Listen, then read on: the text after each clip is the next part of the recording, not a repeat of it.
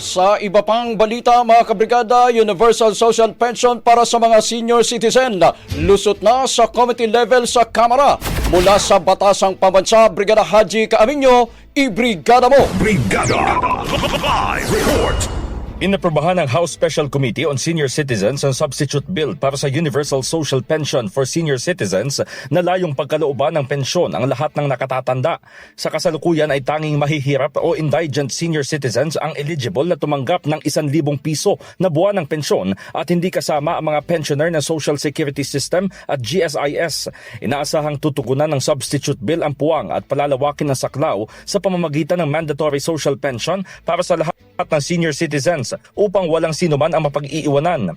Ayon kay Marikina City 2nd District Representative Miro Kimbo, nananatiling provider o contributor ang nakatatandang Pilipino sa gastusin sa kanilang mga tahanan kahit na walang regular o di kaya'y maliit ang kita. Hindi rin anya sapat ang pensyon mula sa SSS at GSIS upang tustusan ang gasto sa gamot at iba pang pangangailangan ng senior citizens. Paliwanag ni Kimbo, hindi tama na parusahan ang mga nagtatrabaho at sinusuportahan ng sarili noong kabataan at may ambag sa bansa sa pamamagitan ng binabayarang buwis. Kaya naman malaking diskriminasyon umano kung hindi sila isasali sa social pension.